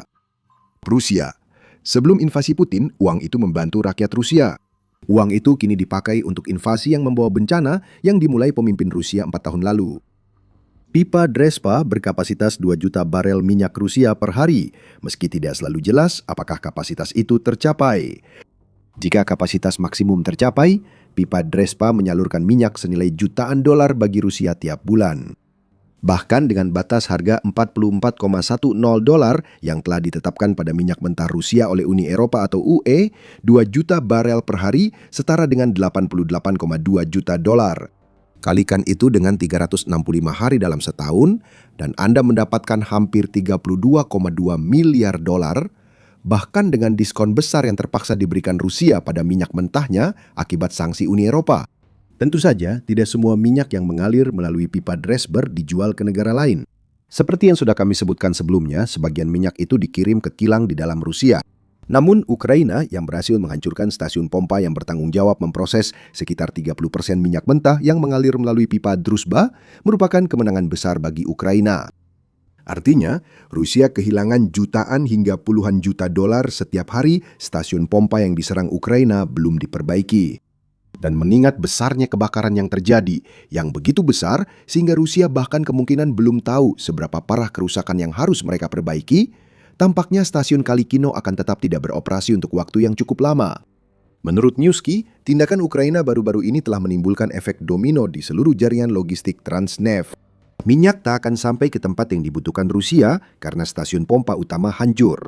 Itu berarti minyak mentah yang seharusnya sedang dalam perjalanan harus disimpan, yang menyebabkan penumpukan di bagian hulu. Tidak dapat mengirim lebih banyak minyak mentah ke fasilitas penyimpanan yang sudah penuh, karena minyak di dalamnya seharusnya sudah diangkut keluar dari ujung lain pipa. Kilang minyak Rusia menghadapi keterlambatan produksi bahan bakar dan produk minyak. Begitu juga negara yang masih impor minyak Rusia lewat pipa Druzhba. Terkait ekspor, kami sudah menyebut serangan khusus ini sebagai semacam jari tengah Ukraina kepada satu negara tertentu yang tadi kami singgung di video ini. Kami akan segera memberitahu negara mana itu, tapi sebelumnya Anda sedang menonton The Military Show. Jika belum berlangganan, tekan tombolnya sekarang. Kini, Hungaria akan sangat marah akibat efek domino Druzhba yang baru diciptakan Ukraina. Perdana Menteri Hungaria Viktor Orban yang dikenal membela Putin akan sangat marah karena Ukraina memberi pukulan besar pada pipa Dresden. Alasannya, Orban marah karena Ukraina belum memperbaiki jaringan pipa besar yang melewati wilayahnya ke Hungaria. Orban sangat marah atas dugaan penghinaan ini hingga ia berusaha memaksa Uni Eropa menahan pinjaman 90 miliar euro atau 106 miliar dolar ke Ukraina dengan memakai aset Rusia yang dibekukan di Uni Eropa. Hungaria tidak menentang keputusan itu. Orban menyatakan upaya memveto pinjaman berdasar keyakinan pinjaman tak berdampak pada kewajiban keuangan. Politico melaporkan pada 23 Februari, dia kini harus mempertimbangkan kembali posisinya karena perkembangan terbaru. Perkembangan ini tampaknya karena Ukraina lambat memperbaiki pipa Drizhba di wilayahnya, sementara Orban mengklaim Ukraina agresif mencegah Hungaria membeli minyak Rusia. Inilah kejutannya. Rusialah yang pertama kali menyebabkan kerusakan pada pipa Drizhba di Ukraina. Serangan drone Rusia mengenai pipa untuk Hungaria dan Slovakia menimbulkan pertanyaan mengapa Ukraina harus memperbaiki kerusakan oleh Rusia. Jika Orban takut kehilangan minyak Rusia, sebaiknya dia meminta Putin menghentikan serangan ke Ukraina. Hungaria dan Slovakia punya persediaan minyak sekitar 90 hari, jadi Ukraina tidak harus segera memperbaiki pipa yang rusak oleh Rusia. Hungaria tetap mencoba memveto pinjaman Uni Eropa demi keinginannya, sehingga serangan Ukraina ini menjadi semacam jari tengah bagi Orban. Jika Perdana Menteri Hungaria mengeluh soal kerusakan oleh Rusia, Ukraina bisa memperburuknya dengan menghentikan aliran minyak di pipa Drezhba. Ngomong-ngomong, Dewan Uni Eropa telah menyetujui 2 peraturan yang membuat pinjaman yang ingin diberikan Uni Eropa kepada Ukraina menjadi sah pada 24 Februari. Jadi ancaman veto dari Orban mungkin tidak seserius yang semula terlihat. Selanjutnya, Ukraina juga menyerang stasiun pompa Kalikino karena mereka tahu bahwa tindakan itu akan memberikan pukulan besar terhadap anggaran federal Rusia. Tetap bersama kami, karena sebelum membahas itu, ada dampak lain dari serangan ini yang sering luput diperhatikan, yaitu aspek psikologisnya. Pikirkan tentang bagaimana Ukraina melancarkan serangan di Kalikino. Mereka harus mengirim drone, kemungkinan E-300 Enterprise jarak jauh menurut Newsky, menempuh lebih dari 740 mil ke wilayah Rusia. Drone-drone itu bergerak di ketinggian rendah di sepanjang area berhutan dan tepi sungai menurut outlet tersebut, dan mereka mengenai targetnya dengan sangat akurat sehingga margin kesalahannya tidak lebih dari beberapa kaki saja. Dan drone-drone itu melakukan semua itu setelah penerbangan yang memakan waktu sekitar 10 jam, yang berarti seluruh waktu tersebut drone-drone itu terbang secara otonom tanpa dihancurkan oleh pertahanan udara Rusia. Luka psikologis yang ditimbulkan oleh serangan seperti ini sangatlah besar. Wilayah seperti Tatarstan seharusnya tidak jadi target. Secara teknis, Putin berpikir bahwa tidak ada tempat di Rusia yang akan berada dalam bahaya ketika dia melancarkan invasinya. Tapi, wilayah terpencil seperti Tatarstan seharusnya berada jauh di luar jangkauan Ukraina, namun kenyataannya tidak demikian. Sirene yang meraung saat Kalikino terbakar mengingatkan rakyat Tatarstan bahwa Putin telah membawa perang ke negerinya sendiri dan makin jauh menembus Rusia. Penutupan sekolah dan penangguhan operasional bandara saat drone Ukraina datang menjadi pengingat tambahan. Kepercayaan rakyat Rusia pada Putin sebagai pelindung runtuh akibat serangan-serangan ini. Kirill Budanov, mantan kepala intelijen Ukraina yang kini memimpin kantor Presiden Ukraina, telah memperingatkan hal ini sejak September 2024. Serangan Ukraina ke Rusia yang baru dimulai telah mencapai tujuan utama. Budanov menyatakan kepercayaan rakyat Rusia terhadap keamanan negaranya telah runtuh, dan inilah pencapaian utama dari semua serangan jarak jauh ini. Tekanan psikologis bukan pencapaian utama serangan jarak jauh Ukraina pada 2026, namun dampaknya cukup kuat hingga Putin pun merasa takut. Pada bulan Maret 2025 lalu, ketika Putin mendorong gencatan senjata parsial daripada gencatan senjata total yang ditawarkan saat itu, ia secara khusus meminta agar gencatan senjata ini mencakup serangan jarak jauh. Dengan kata lain, Putin takut terhadap drone jarak jauh Ukraina dan kerusakan yang bisa ditimbulkannya pada rakyat Rusia. Akhirnya, Putin sendiri menyaksikan negaranya mengalami kerugian finansial akibat serangan seperti yang terjadi di Tatarstan. Jadi, kita kembali ke aspek finansial. Newsky menunjukkan tindakan Ukraina baru-baru ini menjadi pukulan bagi anggaran federal Rusia yang sebagian besar bersumber dari pajak pendapatan perusahaan minyak dan gas dari penjualan melalui pipa seperti Druzhba. Sebuah stasiun pompa utama yang mati berarti pendapatan yang dihasilkan menjadi lebih sedikit, seperti yang sudah kita bahas sebelumnya. Namun kita belum membahas betapa tepatnya waktu serangan terbaru Ukraina. Seperti yang dicatat oleh Institut Oxford untuk Studi Energi, minyak dan gas menyumbang antara 30 hingga 50% dari seluruh pendapatan anggaran federal Rusia di setiap tahunnya. Meski tidak sepenuhnya seperti Rusia menaruh semua telurnya dalam satu keranjang, persentase ini sudah cukup tinggi sehingga gangguan di sektor energi Rusia akan menimbulkan masalah besar. Dan sekarang, dengan begitu banyak anggaran federal Rusia yang didedikasikan untuk mendanai perang di Ukraina dengan mengorbankan rakyat Rusia, Ukraina fokus mencari cara untuk membuat situasi anggaran Rusia menjadi seburuk mungkin. Kenapa? Rusia sudah krisis anggaran, dan sekarang situasinya akan makin buruk. Menurut Moscow Times, pada 6 Februari, Rusia mencatat defisit anggaran federal 22,3 miliar dolar pada Januari dengan pendapatan 30,7 miliar dolar, turun 11,6% dari tahun sebelumnya. Pendapatan minyak dan gas turun 50% ke level terendah dalam 5 tahun, menandai Januari 2026 sebagai bulan ketika Rusia memperoleh pendapatan paling sedikit dari sektor paling berharganya dibandingkan waktu lain selama perang berlangsung. Semua ini patut dicatat karena Rusia memiliki defisit anggaran sebesar 49,4 miliar dolar untuk tahun 2026. Bulan Februari belum berakhir, tapi defisit sudah hampir setengah dari jumlah itu. Jika situasi Rusia tetap seperti ini, target itu akan terlampaui sebelum pertengahan 2026. Lebih banyak penderitaan ekonomi menimpa Rusia dan Ukraina terus menambahnya dengan strategi 1000 luka yang secara terus-menerus menargetkan minyak Rusia. Dengan serangan terhadap stasiun pompa yang kini ditambahkan ke serangan kilang yang kita lihat semakin intensif sepanjang tahun 2025, Ukraina mengirimkan pesan kepada Putin bahwa mereka bisa menghantam minyak Rusia dimanapun berada atau dimanapun Rusia mencoba menyembunyikannya. Awal dari akhir perang Putin telah tiba. Serangan di Tatarstan menandai peningkatan kampanye serangan jarak jauh Ukraina, memaksa Rusia melemah sebelum pasukan Putin bisa merebut wilayah yang diinginkan. Dan berbicara tentang Ukraina yang berhasil melakukan serangan bersejarah di dalam wilayah Rusia, baru beberapa minggu yang lalu kita membicarakan tentang salah satu serangan jarak jauh paling mengesankan yang pernah dilakukan Ukraina. Ukraina baru saja menghantam sesuatu yang besar di Rusia. Pada malam bersejarah, Ukraina menghancurkan sesuatu yang tak tergantikan, membuat Presiden Rusia terguncang. Sebuah pabrik utama terbakar, dan itu bukan satu-satunya. Ukraina melakukan segalanya dengan tepat dalam satu malam. Redkino, Belgorod, Bryansk, dan Saratov semuanya terbakar. Dan Putin tak bisa berbuat apa-apa. Kita akan mulai dari desa Redkino, terletak di wilayah Tver, Rusia. Desa itu memiliki sebuah pabrik yang memproduksi bahan bakar untuk dua rudal paling vital Rusia, KH-55 dan KH-101.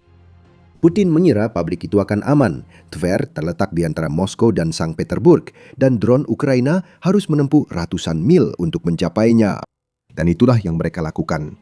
Menurut media United, 24 pada dini hari tanggal 7 Februari, drone Ukraina terbang menuju Redkino. Mereka berhasil melewati pertahanan udara Rusia yang minim dan langsung menghantam pabrik yang disebut memproduksi bahan bakar rudal langka Desilin M. Bahan bakar itu sekarang terbakar bersama dengan pabrik yang memproduksinya dan Rusia tidak bisa menyangkal apa yang sedang terjadi. Platform Firms milik NASA mencatat adanya kebakaran aktif di pabrik tersebut segera setelah serangan terjadi. Dengan warga setempat juga merekam video kebakaran dan asap hitam tebal yang keluar dari pabrik itu.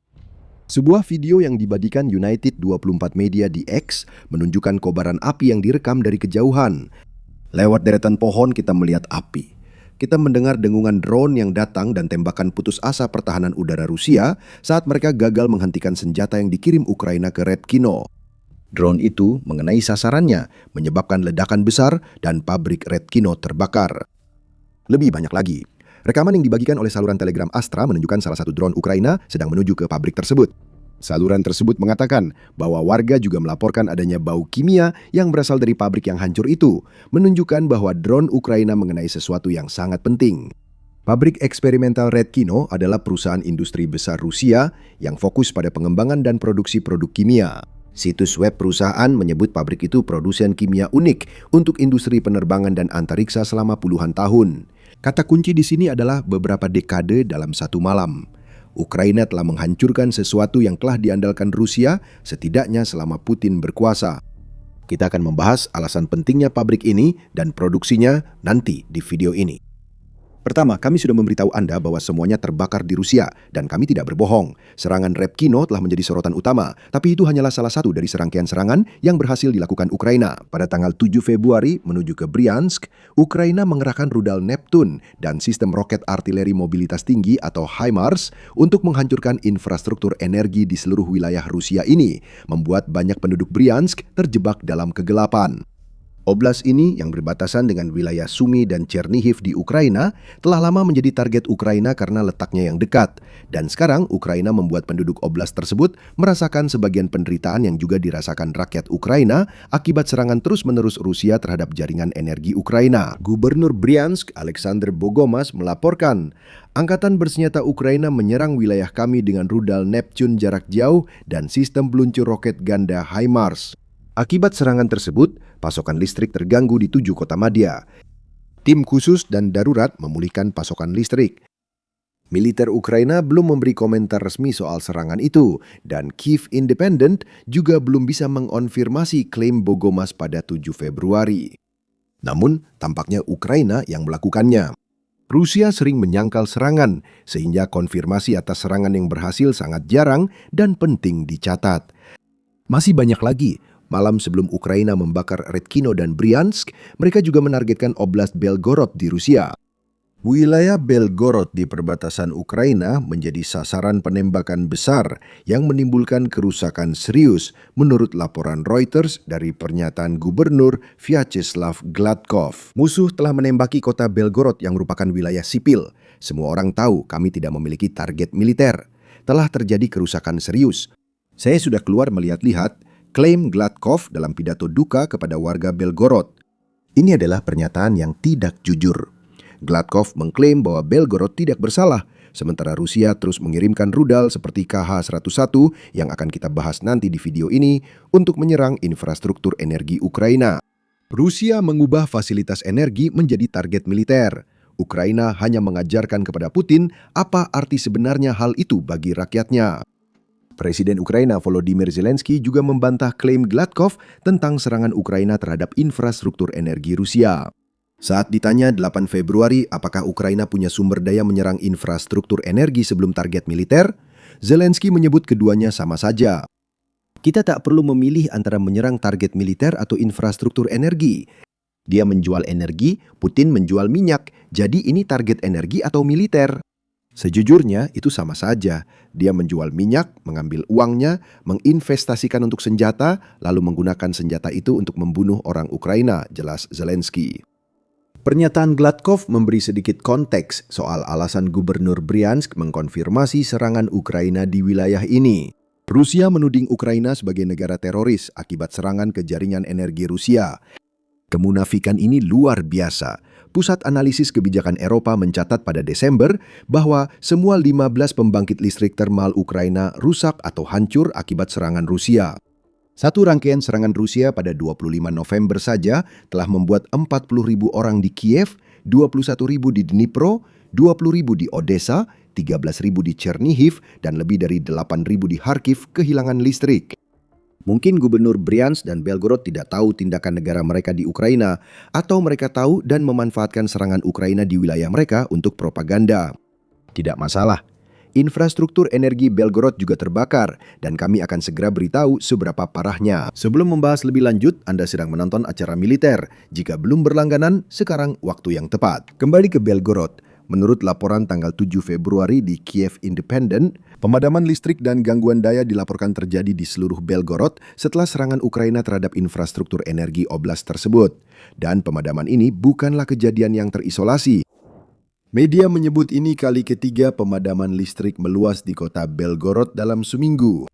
Rudal Ukraina juga menghantam wilayah itu pada 3 dan 6 Februari, diduga menargetkan pembangkit listrik termal Luch yang memasok sekitar 10% kebutuhan pemanas Belgorod. Ukraina membalas atas apa yang mereka terima. Serangan rudal Rusia ke fasilitas energi Ukraina akan terus berlanjut. Itu sebabnya Ukraina menargetkan Repkino, dan nanti kita bahas lagi pentingnya serangan itu bagi kita. Tapi jika Putin tidak akan berhenti menyerang infrastruktur energi Ukraina, maka dia telah menjadikan jenis infrastruktur itu sebagai target militer. Ukraina membalas dengan cara serupa, membuat warga Belgorod hidup dalam kegelapan dan hawa dingin yang membekukan. seperti yang Rusia lakukan pada puluhan ribu warga Ukraina. Ukraina juga menargetkan konsentrasi pasukan di Belgorod, menurut staf umum Angkatan Bersenjata Ukraina pada 7 Februari. Kami tidak punya detail lain, tapi klaim Gladkov bahwa semua tahu tidak ada target militer di Belgorod ternyata salah. Pada hari yang sama dia membuat pernyataan itu, Anda mungkin sudah bisa menebak apa yang akan kami katakan selanjutnya. Ukraina belum selesai. Juga pada 7 Februari, UKR Inform melaporkan bahwa pasukan pertahanan Ukraina telah menyerang depo minyak Balashovo yang berada di wilayah Saratov, Rusia. Kami tidak tahu banyak tentang serangan ini, selain fakta bahwa itu memang terjadi, tetapi alasan dibaliknya jelas, yaitu rasa takut. Semakin banyak minyak Rusia yang dihancurkan Ukraina, semakin sedikit minyak yang bisa diolah menjadi produk bahan bakar yang digunakan pasukan pendudukan Rusia di Ukraina. Tank dan kendaraan lapis baja tak bisa beroperasi tanpa bahan bakar, begitu juga pesawat yang butuh aftur dari minyak. Meski Rusia tak berniat mengirim minyak di depot ini ke garis depan, mereka tetap rugi. Minyak yang terbakar tidak dapat dijual atau digunakan untuk membuat bahan bakar bagi warga Saratov. Depot minyak Balashevo menjadi target lain yang terbakar, menandai malam bersejarah bagi Ukraina. Tapi sebenarnya tidak, karena masih ada lagi. Selain serangannya di seluruh Rusia, Ukraina juga menargetkan para penjajah Rusia di dalam wilayahnya sendiri. Di Zaporizhia, serangan Ukraina menghancurkan pos komando drone di dekat pemukiman Rivonopelia. Ukraina juga menghancurkan konsentrasi pasukan Rusia di Dorosnyanka yang berdekatan. Di Yalta, wilayah Donetsk, Ukraina menyerang unit perbaikan Rusia. Di Donetsk, Ukraina juga menghancurkan pos komando drone di Mykolaivka dan sistem peluncur roket ganda Rusia di Poltavka. Di kedua wilayah ini, semakin banyak tentara, drone, dan peralatan Rusia dihancurkan Ukraina. Intensitas serangan Rusia pun makin berkurang. Serangan yang kurang intens membuat Rusia lebih lambat memperoleh wilayah jika masih bisa mendapatkannya. Kami sudah menyebut 7 Februari sebagai malam bersejarah bagi Ukraina, dan kami memang bersungguh-sungguh. Rusia terbakar, para penjajah dihancurkan. Dalam satu malam, Ukraina menunjukkan rapuhnya pertahanan udara Rusia lewat serangan presisi tinggi yang melemahkan upaya perang Putin. Itu membawa kita kembali ke Repkino dan serangan ke fasilitas produksi bahan bakar rudal di sana. Ingat kembali ke bagian awal video ini. Kami sudah memberitahu Anda bahwa Ukraina telah menghancurkan sebuah pabrik yang telah beroperasi selama puluhan tahun, dan pabrik itu memproduksi sesuatu yang tidak bisa digantikan oleh Putin. Desilin M adalah komponen bahan bakar berenergi tinggi yang sangat penting untuk pengoperasian mesin-mesin itu, dan beberapa jenis rudal jelajah yang telah digunakan Rusia untuk menghancurkan kota-kota dan infrastruktur energi Ukraina selama perang. Bahan bakar inilah yang memungkinkan rudal-rudal Rusia menempuh jarak lebih dari 2.500 km atau sekitar 1.550 mil, yang pada akhirnya memungkinkan Rusia menyerang Ukraina dari jarak yang aman. Selain itu, Desilin M juga memiliki keunggulan menarik, yaitu tidak membeku pada suhu di bawah sekitar minus 50 derajat Celcius atau sekitar minus 58 derajat Fahrenheit. Ini adalah bahan bakar untuk cuaca dingin bagi negara bercuaca dingin, dan ini benar-benar tak tergantikan bagi Rusia. Ukraina baru saja membakar pabrik bahan bakar ini. Kita akan bahas dampaknya pada rudal. Namun, serangan ke pabrik Repkino ternyata lebih signifikan dari yang terlihat. Selain membuat bahan bakar unik yang tak bisa didapat Putin di tempat lain, pabrik ini juga memproduksi material strategis untuk pembuatan pesawat Rusia. Ini mencakup silikon karbida untuk material komposit dan boron nitrit yang dibutuhkan Rusia melindungi mesin rudal dan lainnya dari korosi. Selain itu, pabrik ini juga membuat enamel tahan panas khusus yang digunakan Rusia di roket-roketnya. Jadi yang hilang dari Putin bukan hanya bahan bakarnya, tetapi juga sebuah pabrik yang sangat penting bagi setiap aspek strategi udara Rusia. Mari kita fokus pada inti strategi, yaitu serangan rudal Rusia ke Ukraina. Seperti yang dikatakan oleh sumber SBU yang tidak disebutkan namanya kepada UKR Inform, SBU terus melakukan serangan sistematis terhadap fasilitas-fasilitas utama kompleks industri militer Rusia. Pabrik terdampak itu adalah bagian penting dalam produksi rudal jelajah Rusia untuk menyerang Ukraina. Penghentian sementara operasi sudah menghambat produksi bahan bakar roket dan mengurangi kemampuan musuh mempertahankan intensitas penembakan terhadap kota-kota kita. Pernyataan itu mengindikasikan pelaku serangan, namun berita utamanya adalah terganggunya produksi rudal jelajah, terutama KH-101 yang sangat destruktif. KH-101 adalah salah satu rudal utama Rusia untuk serangan jarak jauh ke Ukraina. Pada tahun 2024, Rusia menggunakan rudal ini untuk menyerang Omadyt yang merupakan rumah sakit anak terbesar di Ukraina. Jadi jelas mengapa Ukraina ingin rudal ini disingkirkan. KH-101 juga jadi andalan dalam serangan rudal besar Rusia ke Ukraina. Menurut Pravda, hanya pada bulan Januari saja, Rusia meluncurkan 158 rudal dari berbagai jenis ke Ukraina, yang berarti sekitar 5 rudal per hari. Tidak semua rudal itu KH-101, tapi beberapa di antaranya adalah KH-101.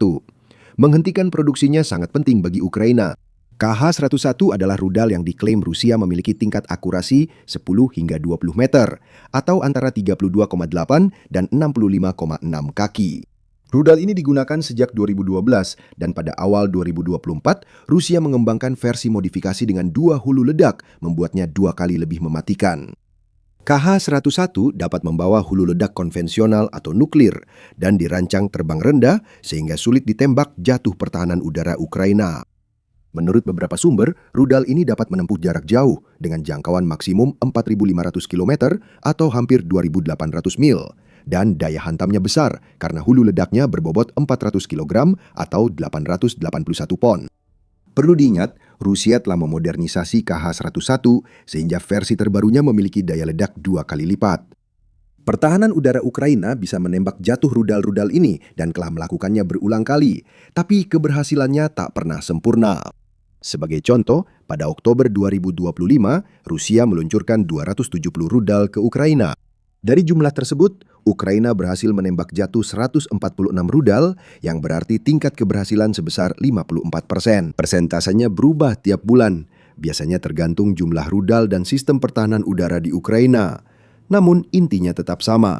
Ukraina jelas lebih memilih menonaktifkan rudal seperti KH-101 daripada menghadapi serangan Rusia ke wilayah mereka.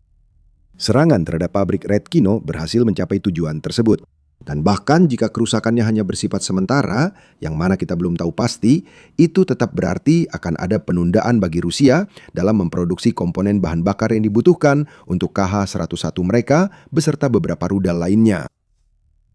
Penundaan ini mengurangi tekanan, memungkinkan kota Ukraina pulih dan pasukan fokus menahan serta melawan pasukan Rusia di darat. Militania menyampaikan poin menarik tentang penilaiannya atas serangan Ukraina di Redkino. Bergantung pada apa yang dihantam Ukraina di pabrik Redkino, Rusia mungkin butuh hingga setahun untuk memulihkannya. Satu rudal KH-101 membutuhkan sekitar 1,5 ton desilin, sehingga penutupan jalur produksi langsung memengaruhi kemampuan musuh menyiapkan serangan besar-besaran. Militani menjelaskan, proses sintesis belum bisa segera dilanjutkan karena pembuatan dan pemasangan reaktor unik memerlukan waktu 6-12 bulan. Rusia telah beroperasi di bawah sanksi Barat yang berat. Pembuatan dan pemasangan reaktor untuk memproduksi desilin M tidak bisa muncul begitu saja. Reaktor-reaktor itu unik, dan jika pembuatannya membutuhkan komponen barat, Rusia mungkin bahkan tidak bisa membuat lebih banyak lagi. Redkino telah disanksi oleh Inggris dan Amerika Serikat. Jika fasilitas itu juga membangun reaktornya sendiri untuk digunakan sendiri, daripada bergantung pada produsen Rusia lain untuk membuatnya, maka reaktor yang hancur mungkin tidak akan pernah bisa digantikan. Itu berarti KH-101 akan tak bisa lagi digunakan selamanya. Sepertinya Rusia juga tidak memiliki persediaan besar rudal yang bergantung pada produksi desilin M yang tersisa. Seperti yang dilaporkan oleh New York Times pada Agustus 2024, Rusia sudah sampai pada titik di mana persediaan rudalnya tinggal cukup untuk kebutuhan saat itu. Media itu menyebut rudal yang menyerang Ukraina biasanya baru beberapa minggu sejak keluar dari pabrik. Setiap penghentian produksi akan menghentikan aliran rudal yang juga menghentikan serangan. Kesimpulan ini diambil dari pemeriksaan KH-101 yang mengenai rumah sakit anak-anak yang sudah disebutkan sebelumnya di video ini. Rudal itu dibuat pada kuartal kedua tahun 2024, klaim Damien dari penelitian persenjataan konflik. Tahun 2024, jadi itu berarti antara 1 April hingga 30 Juni 2024. Karena serangan terjadi 8 Juli, rudal itu diproduksi antara 8 hari hingga 12 minggu sebelumnya.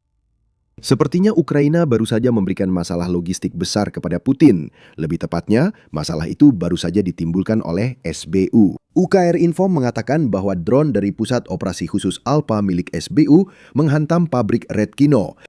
Kita belum tahu apakah unit Alpha terlibat dalam serangan lain yang sudah dibahas, tapi tampaknya SBU mungkin berperan dalam serangan-serangan itu. Jika bukan dalam hal melakukan serangan, maka mungkin dalam hal menyediakan drone atau intelijen yang dibutuhkan untuk melakukan serangan tersebut. Tentu saja, Rusia berpura-pura bahwa tidak ada yang terjadi di Redkina. Kementerian Pertahanan Rusia menyatakan pertahanan udaranya menembak jatuh 4 drone Ukraina pada malam 7 Februari. Namun rekaman video membuktikan fakta sebenarnya.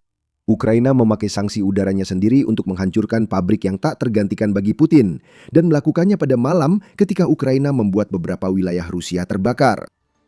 Infrastruktur energi telah dihancurkan, konsentrasi pasukan Rusia sudah tidak ada lagi, minyak terbakar, dan jika Ukraina berhasil di Redkino, KH-101 mungkin akan segera lenyap sama sekali. Malam serangan Ukraina ini bukan pertama kalinya Ukraina memperingatkan Rusia soal akibat jika Putin terus menyerang infrastruktur energi Ukraina. Januari lalu, Ukraina membalas Rusia dengan serangan brutal akibat penggunaan rudal hipersonik Oreshnik. Cari tahu lebih lanjut tentang serangan itu dan alasan terjadinya dalam video kami. Jika Anda suka video ini, jangan lupa berlangganan The Military Show untuk liputan lebih lanjut serangan jarak jauh Ukraina di Rusia dan wilayah pendudukan. Terima kasih telah menonton.